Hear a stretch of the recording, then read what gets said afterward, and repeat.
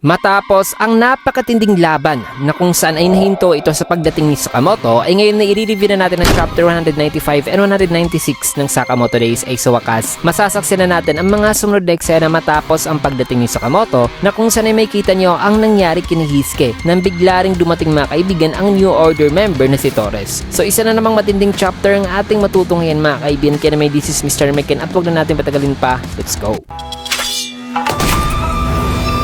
Nagsimula ang chapter dito sa eksena kina Torres 30 minutes daw bago ang pagdating ni Sakamoto. Nagsalita dito si Torres na sabing kailangan daw niya ng reading para sa horse ticket racing. Tanong naman ni Hisuke na sino ka ba? Na bago muna yan ay ipinakita mo na mga kaibigan ng isang flashback na sabi naman dito ni Torres na gusto mo akong pumunta sa JA prison. Tigilan mo nga ako, Oki. At saka may isang fortune teller ang nanganganib. Ayos na siguro na nasa prison lang siya na mas ligtas pa siya doon. Sagot naman ni Oki na takot daw kasi ang chairman na makuha ang kapangyarihan ng fortune teller na yun. Kaya ikinulong daw ito ng chairman, subalit may mga tao ro kasi ngayon na nagbabalak na i-abduct ang fortune teller. Kaya sabi naman ni Torres na di ba isang fortune teller lang daw ito, bakit napaka big deal daw nito para sa kanila, na kahit nga raw nakakuha siya ng magandang fortune sa shrine ay hindi pa rin naman daw siya nananalo sa mga karera. Kaya paliwanag naman ni Oki na itong fortune teller na ito ay may abilidad daw kasi nalagpas daw higit pa sa kaalaman ng isang tao, isang manghuhula raw na may 100% accuracy kung nagagamit daw ng epektibo ang ability, na pwede nga raw itong magsilbing sandata ng taong nasa level daw ni Takamura. Kaya hindi raw nila pwedeng hayaan itong maipasa kamay sa iba. Kaya balik dito sa present, may kita si Torres na kinuha na itong si Atari na sabing ano ba ang problema ng lahat na nagre-rely daw sa fortune telling, na yan daw tuloy ang nagiging dahilan sa kung bakit biro sila nananalo ng malaki. Sabay may kita na bagsak na si Hoshi at Hisuke mga kaibigan, na sabi naman ni Hisuke na tumigil ka, na sobran kayo sa paggamit sa abilidad niya, kaya ngayon ay nauubusan na siya ng swerte. Lumayo ka sa kanya. May kita naman si Hoshi na nakapag-appreciate mga kaibigan kay Hisuke, pero di pa rin siya makakilos dito. Nasabi naman ni Torres na sa tingin mo ba ang lahat kayang mamili sa kung paanong paraan sila mabubuhay. Ako at ang babaeng to ay naglalaro lang sa barahan na naibigay sa amin. Kung gusto mong ibahin ang tadhana mo ay kailangan mo talagang sumugal. Maya-maya pa ay nag-vibrate naman ang name tag ni Shin na suot-suot ngayon ni Atari. Nakasunod yan ay biglang nag-crack ang ceiling nila mga kaibigan, na kung saan ay dito pala dumaan si Sakamoto. Nasabi pa ni Torres na kainis. Sabay dito siya nasipa ni Sakamoto mga kaibigan sa mukha at napatalsik. Nagulat naman si Hisuke na sabing, Taro, ano bang ginagawa mo rito? Sagot naman ni Sakamoto na nung nasa store daw kasi siya ay nakatanggap daw siya ng emergency signal mula sa name tag ni Shin na may GPS, kaya tinrace daw niya ito at napadpad siya rito. Nasabi naman ni Atari na lucky item niya raw ito. Tinanong naman ni Sakamoto si Hisuke sa kung nasan daw si Shin. Nasagot naman ni Hisuke na si Shin ay nasa baba raw at nag-quit na raw ito sa Sakamoto store, na ngayon ay babalik na raw ito sa pagiging assassin. Kaya ay nagmamakaawa ngayon si Hisuke mga kaibigan kay Sakamoto na pabalikin daw si Shin. Bagay na gumulat naman kay Sakamoto, na sabi naman ni Hoshi na teka muna, ikaw si Taro Sakamoto diba? Alam kong wala ako sa lugar para pagsabihan ka nito, pero kung aalis ka ngayon ay ang babaeng to ay manganganib talaga. Nagsalita naman si Torres na sabing huwag ka maglala Sakamoto, puntahan mo lang ang kaibigan mo. Pinatawad na kita sa pagsipa mo sa akin, pero kung aalis ka ay sa akin talaga ang babae. At kung ang isang lalaking yan na may maitim na buhok at ang isa pang babae ay magbibigay sa akin ng problema ay papatayin ko talaga sila. Kaya na may binigay na ni Sakamoto ang sniper rifle kay Hisuke na sabing ikaw muna ang bahala rito, ibabalik ko lang dito si Shin. Natuwa naman si Hisuke na sabing ang baril ko at saka si Hisuke. Sabi naman dito sa isipan ni Atari na ang galing daw, na ang ibon na yan at ang lalaking to ay parehong mga malalakas daw ng lucky item ng isa't isa, na nakakasense raw siya ngayon ng isang makapangyarihang aura mula sa dalawa, na isang safety at magandang energy mula dito sa dalawa mga kaibigan. Sabi naman ni Torres na sa tingin mo ba kaya ng batang yan na panatiliin akong abala sa loob ng 10 minuto?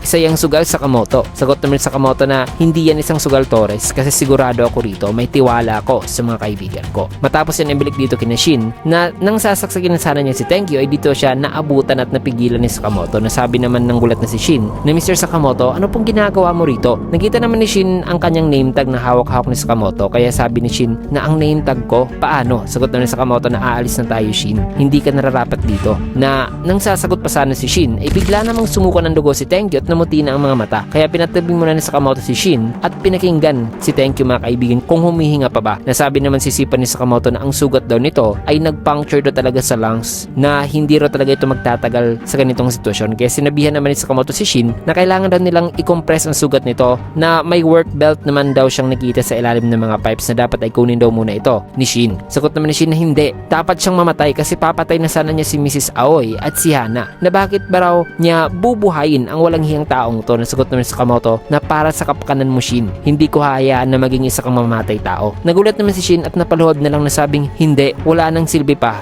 Hindi ako ang klase ng tao na iniisip nyo. Hindi ako mabait na tao. Nilapitan naman ni Sakamoto si Shin na sabing, alam ko, huwag kang magalala kasi alam ko kung anong klaseng tao ka. Matapos niya ay pinakita naman ng isang flashback na kung saan ay kaka-hire lang ni Sakamoto sa isang grupo. Nasabi nitong isa na nasa JA Special Forces daw ito noon. Na bagamat bago pa lang daw itong si Sakamoto pero may skill naman daw ito. Maya-maya pa may pumukaw naman sa atensyon ni Sakamoto. Kaya sabi naman ng kasama ni Sakamoto na ang batang yan, nahuli namin siya na palihim na pumupunta rito. At saka hindi raw binubunyag nito kung kanino raw ito nagtatrabaho kaya muntik na raw sana niya itong patayin. At may kita ang bata mga kaibigan na si Shin pala na 13 years old pa lamang siya dito. Nasabi naman ni Shin kay Sakamoto na hoy, iligtas mo ko. Sagot naman si Sakamoto na ano? At si Sakamoto mga kaibigan ay 19 years old pa lamang dito. Maya-maya pa tinutukan naman ng mga baril si Shin. Nasabi ng mga nandito na hoy, sagutin mo ako bata. Bakit pa palihim kang pumupunta rito? Nasabi naman itong isa na tama na yan, patayin na natin siya. Di naman nagsalita si Sakamoto na sa isipan naman ni Shin ay sabi niya na 4 na taon lang nakalilipas simula nung nakatakas ako sa lab na nung nahanap na raw sana niya kung nasan ang taong hinahanap niya ay nangyari pa raw ang bagay na ito ngayon. Hindi raw siya pwedeng mamatay na lang daw dito. Napasabi naman itong isa na biglang tumahimik raw itong bata. Nasabi naman itong isa na oy, takot ka ba sa baril bata? Tinignan lang naman sila ni Shin. Nasabi sa isipan nito na paano raw kaya siya makakatakas sa sitwasyon na ito.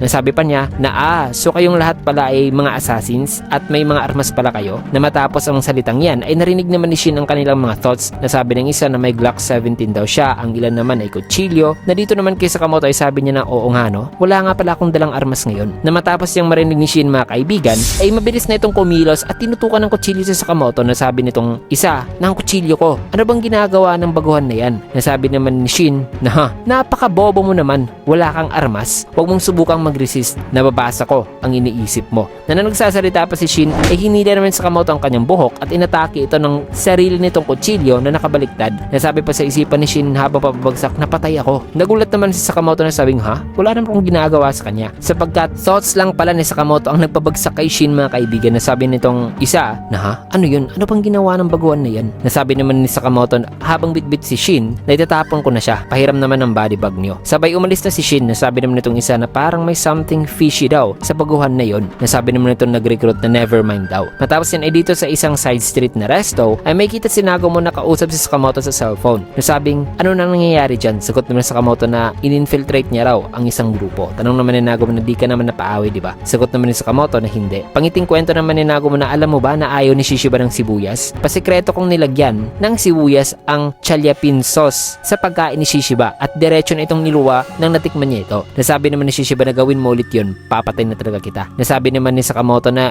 yan lang bang sasabihin mo? Kasi kung yan lang, ipapatayin ko ng linya. Nasabi naman ni Nagumo na teka muna, sabi ni Mr. Yutsumura na ikumpirma mo raw ang mission mo. Kaya sagot naman ni Sakamoto na ang target daw niya ay yung isang former JAA member na guilty daw sa paglilik ng mga sekretong impormasyon. At nagtatago raw ito ngayon dito sa syudad na kailangan niya raw itong hanapin at patayin, di ba? Kaya magsisimula raw siya sa mga regular na mga shady groups. Sagot naman ni Nagumo na mukhang ayos yan huwag ka lang magpaka-obvious. Sabay pinutol na ni Nagumo ang linya. May kita naman si Shin na lumabas na sa body bag. Nasabing, teka, di ba, di pa pala ako patay? Ikaw yung lalaking nasabi naman ni Sakamoto na bakit tinarget mo ako kanina? Sagot naman ni Shin na dahil wala kang armas. Tanong naman ni Sakamoto na paano mo nalaman? Tugon naman ni Shin na nakakabasa raw kasi siya ng isipan ng tao. Pati na ang iniisip daw ngayon ni Sakamoto ay nababasa niya rin. May kita naman na parang walang reaksyon si Sakamoto mga kaibigan na narinig na yan. Kaya sabi naman ni Shin sa kanyang isipan na bakit di nagulat ang lalaking to? Kasi sabi lang ni Sakamoto na pati ng thoughts ito mga kaibigan ay lang din na word. Kaya sabi pa sa isipan ni Shin na ano pang problema ng lalaking to? Hindi siya kinabahan kahit alam niya na nababasa ko ang isipan ng tao. Nagsalita naman si Sakamoto na sabing, well, anyway, maganda ang choice na ginawa mo kanina. Kaya umalis ka na. Sagot naman ni Shin na tumahimik ka. Isa ka lang maduming assassin. Huwag mo akong utusan. Tugon naman ni Sakamoto na pumunta ka sa mga pulis. Sila na ang bahala sa'yo. Ang mga bata na kagaya mo ay hindi nagtatagal dito. Nasabi naman ni Shin na tumahimik ka nga. May hinahanap ako at taon-taon ko nang hinahanap ang lalaking to nang mag-isa lang. Sagot naman ni Sakamoto na ganun ba? Sana ay mahanap mo na siya. Sabi naman ni Shin na nung 6 na taong gulang pa lang siya ay maraming beses na raw siyang muntikang namatay. Nasabi naman ni Sakamoto na ganun ba? Kaya napasabi naman si Shin sa kanyang isipan na ano bang problema ng lalaking to? Hindi ko nakukuha ang kanyang atensyon kahit ano pang gawin ko na nakakainis daw. Maya-maya pa may napansin naman si Sakamoto sa baba. Nasabi naman ni Shin na ano yan mga target mo? Sagot naman ni Sakamoto na nandito ka pa pala. Umalis ka na dito. Umiti lang naman si Shin at sumigaw para makuha ang atensyon ng mga nasa baba na sabing, hoy, mga gunggong, dito oh. Kaya sabi naman ng mga lalaki na isang kalaban, sa hanggang kaya sila. Sabay umalis na si Shin na tumatawa na sabing good luck. Nasabi naman sa Sakamoto na